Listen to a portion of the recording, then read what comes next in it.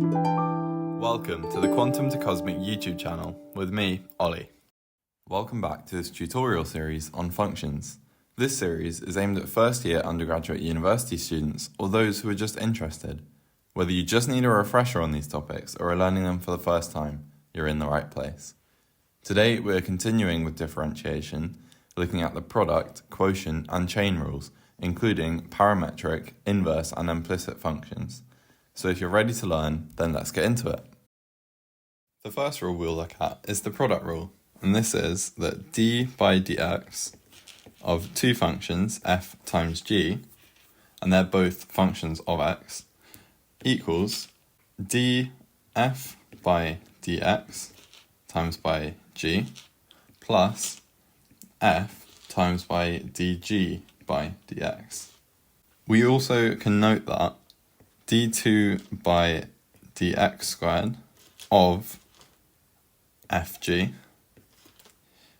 equals d2f by dx squared times g plus 2 lots of df by dx times dg by dx plus f times d2g by dx squared.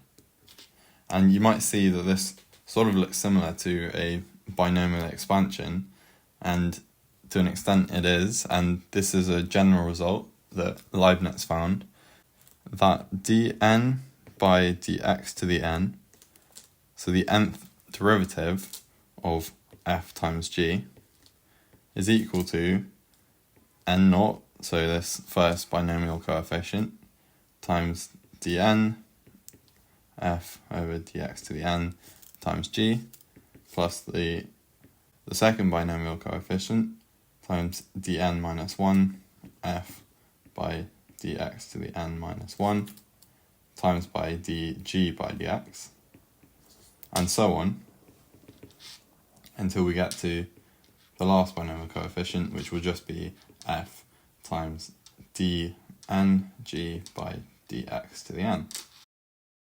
The second rule we'll be looking at is the quotient rule, and this states that d by dx of f divided by g equals f prime g minus f g prime all divided by g squared. And the way of working this out, you can use the product rule, where you've got d by dx of f times 1 over g. And I'll let you work that through and you'll see that it becomes this equation, the quotient rule. And in case you don't recognise the shorthand here, f prime and also g prime is shorthand for df by dx. Similarly, f double prime will be d2f by dx squared. This would mean we could rewrite our product rule as simply f prime g plus f g prime. So for this next rule, we'll be introduced to the chain rule by a function of a function. So our function of a function here, y equals f of g of x. If we wanted to work out the derivative in terms of x of y, we could rewrite dy by dx in terms of the product of two derivatives. So we could write dy by dg times by dg by dx. And in maths, this isn't exactly just cancelling out these dg's and you're left with dy by dx, but for physicists, that's sort of how we do things. You can have a debate in the comments if you wish. But this can be rewritten as well as f prime g of x, where this prime refers to d by dg, and then times by g prime, which is just our normal d by dx. So this is our chain rule equation. I think the first way of writing it is more clear. And so for an example, we could look at y equals ln of cos x. So here, cos x is our g, and ln of whatever is inside is our f. And so we can say dy by dx is dy by dg or df by dg. So ln g by dg, which is equal to 1 over g, and then g prime, or dg by dx, which is going to be times by minus sine x, so cos x differentiated in terms of x is sine x. Then you can resubstitute in for our 1 over g to have 1 over cos, and you end up with minus tan x. So next we'll be looking at parametric differentiation. So this is where you have a parametric function, so y is a function of t and so is x, and you're having y of x. And this could be, for example, a moving point, so you have your coordinates x and y at a certain time, t, and then at a later point it'll be a different t, and these both depend on time. And what we're trying to find here is dy by dx, so how y is changing with x, and we can rewrite that similar to what we did with the chain rule as dy by dt times by dt by dx. And dt by dx is just the reciprocal of dx by dt, so we could write that instead as dy by dt divided by dx by dt. And Newton notation is to use a dot, especially if t is representing time. So you can write this as y dot divided by x dot, where they're time derivatives. And we can also work out d2y by dx squared, and you could say d by dx of dy by dx. And well, we know what dy by dx is, it's y dot over x dot, and we can rewrite, similar to chain rule again, d by dx as dt by dx times d by dt, and that's of y dot over x dot. This sort of thing is very familiar when you come much later in the course. Things like general relativity will be doing this sort of thing.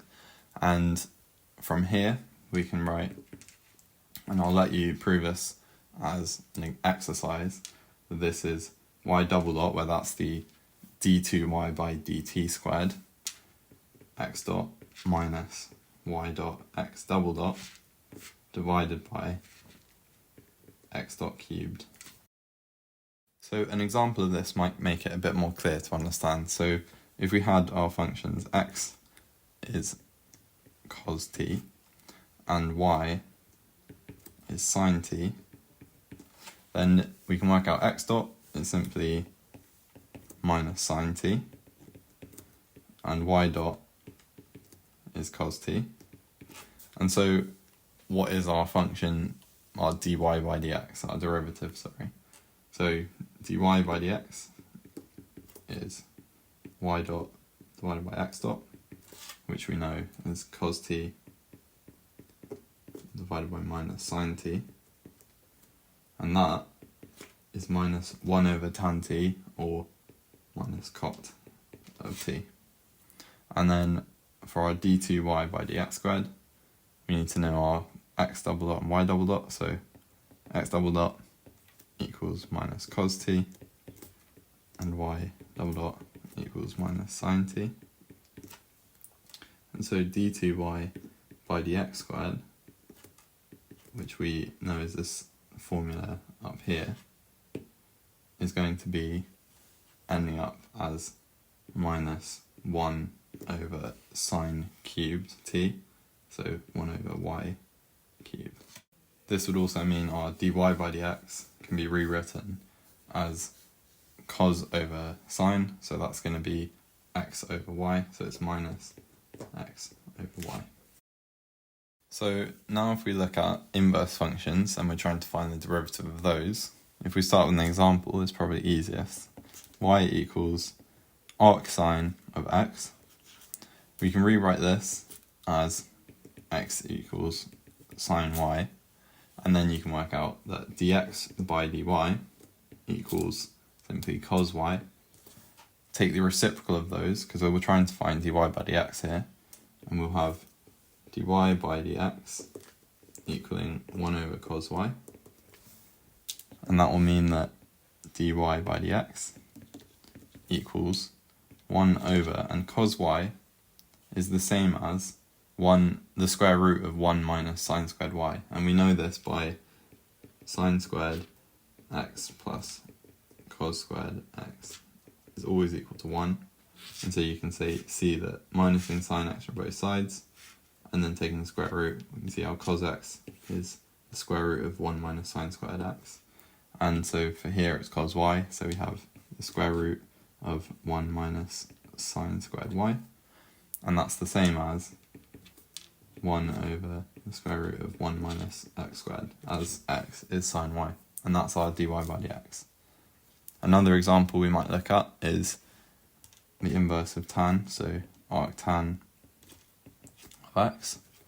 Do the same thing, x equals tan y. So we have dx by dy equaling sec squared y. And so dy by dx equals 1 over sec squared y. And then sec squared y is the same as 1 plus tan squared y. So dy by dx equals 1 over 1 plus tan squared y, which is our 1 over 1 plus x squared. Finally, we'll be looking at implicit functions and their derivatives. So an implicit function is where you have no explicit form for y in terms of x. So you have no y equals f of x or anything. And an example of this, which we'll use to demonstrate, is x squared sine y plus xy equals 1. And you can see here we can't rearrange it in any way to get y equals something in terms of x, or equivalently x in terms of y. And so what we can do is differentiate using the product rule. So if we just d by dx the whole equation, this will lead to 2x sine y. And so that's the f prime g. And now we need to do the fg prime, so plus x squared cos y dy by dx, as we're doing sine y by dx. And then we can do plus just y, and we've got rid of the x, and then plus x dy by dx. And then a constant number 1 is going to have a derivative of 0. And from here we can collect the like terms of dy by dx, and it will be x squared cos y plus x, and take the other terms onto the other side, so minus y minus 2x sine y. And then we have our dy by dx by just dividing by the bracket, minus y plus 2x sine y, all divided by x squared cos y plus x. That's our final answer. So this is the sort of method that we would take to work out the derivative of implicit functions. Today, we've learnt about the product, quotient, and chain rules. In the next video, we'll be looking at stationary points and how to sketch some curves. So if you want to learn more, I'll see you in the next one. If you learnt something new or just enjoyed this video, please hit the like button and don't forget to subscribe and tap the notification bell to stay updated on new videos. In the meantime, stay curious and I'll see you in the next one.